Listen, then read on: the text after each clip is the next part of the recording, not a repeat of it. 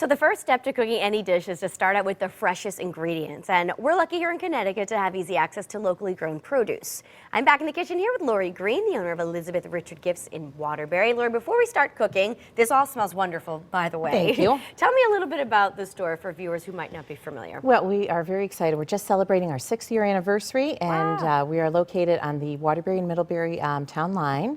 And we have got something for everybody. We've got tons of things for the home cook.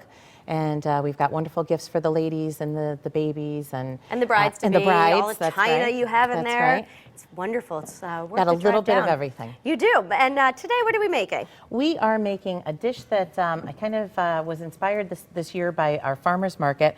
We live in Litchfield County, my husband and I, so I was frequenting the Morris Marketplace every Sunday. And I would come home with all these wonderful things, including fresh sausage. Oh. And I would stare at it on my counter and say, okay, what can I make? So this was one of those things that just kind of was born out of a pile of produce. And it comes together nicely, and right? It came together very nicely. So the first thing I'm going to do is I'm going to start to brown up my sausage. Now I am adding oil to my pan, Teresa, because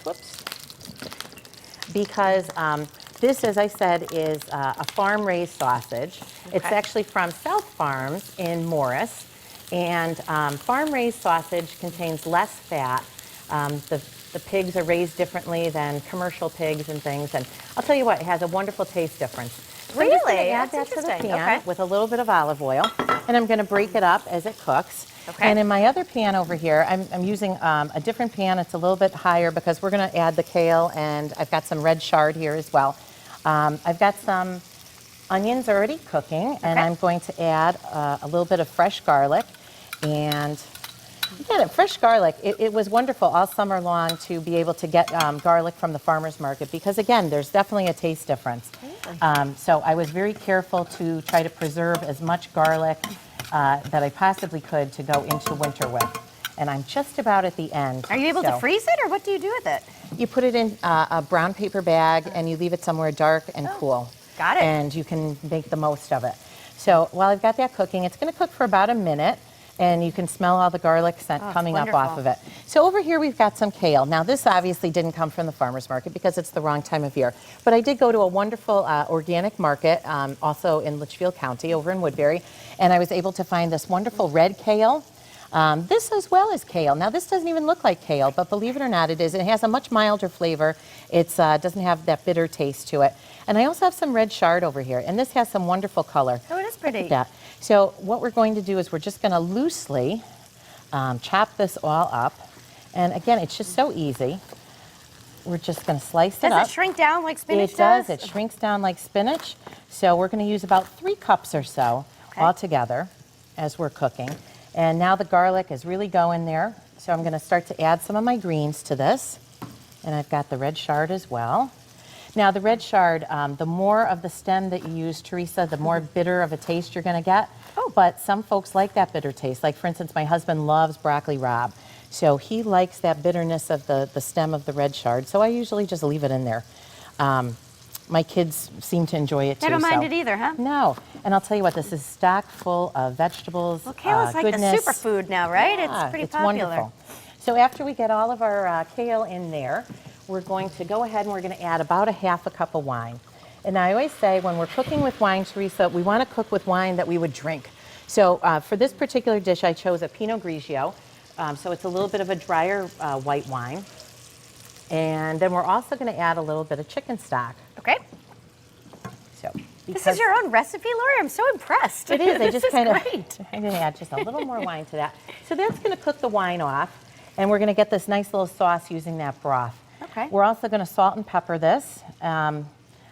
I never skimp on the salt, I'm sorry to say, Teresa. I find that the salt brings out a lot of the flavors of the vegetables, and it'll bring out the flavor in the sausage as well. Okay. Another note about the sausage. I chose to use hot sausage. You can certainly use sweet sausage as well. I've also got a can of white beans that's been rinsed and drained. Okay. And I'm going to add that over here to my mixture as well. Oh, it's coming together nicely. I smell it. And then I'm going to finish this all off with some red pepper flakes. Okay. I like it spicy. So I'm going to stir all that up. I'm going to put the cover on this pan. I'm going to let my greens simmer down a little bit more. When the sausage is all done cooking, I'm going to add the sausage to the pan. And then we're going to serve it 2 different ways today, Teresa. We're going to serve it over a nice rustic bread. Okay. The rustic bread I also found at the Morris Marketplace. Chef Chris Eddy, who also is the head chef at Winvian, he does this wonderful table up at the marketplace, and I was able to buy bread. My husband kept wondering every single week. I would buy like 5 or 6 loaves of bread, and he'd say, "What the heck are you doing with all this bread?" And I said, "You'll see."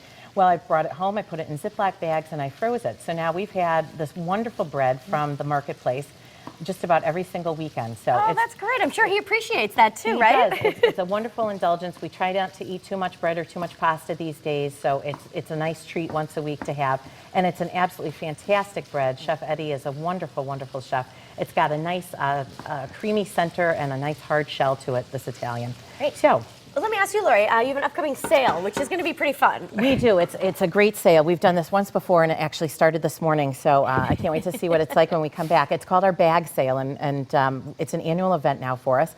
You pay $25 for a bag. You can fill it up with all of the clearance merchandise that we've put out, and this time around we put out all kinds of paper goods, and they're not just your run-of-the-mill paper goods. It's the good stuff. It's Caspari, it's design, so it's really high-end premium stuff. So come on in, grab a bag. It's going on Thursday, Friday, and Saturday. And it's really worth it. I mean, if you know how to pack a bag, you can get your money's worth. It's probably worth getting there early, I would assume, too, right? Definitely. We open up at 9 o'clock. Thursday, Friday, we're open 9 to 6, and on Saturday, we're open 9 to 4. So come on in, see us, and have a little bit of fun. Yeah. All right, so that's going to keep cooking, and we'll taste this at the end of the show. Lori, it looks like you're going to do a little Parmesan on top. I am. When I serve it over the bread, I'm going to shred a little bit of Parmesan on the top. I'm going to show you that you can just take some pasta, and this pasta I made last night. I'm going to add it right to the pan. Everything is going to steam together. It's going to revive that pasta.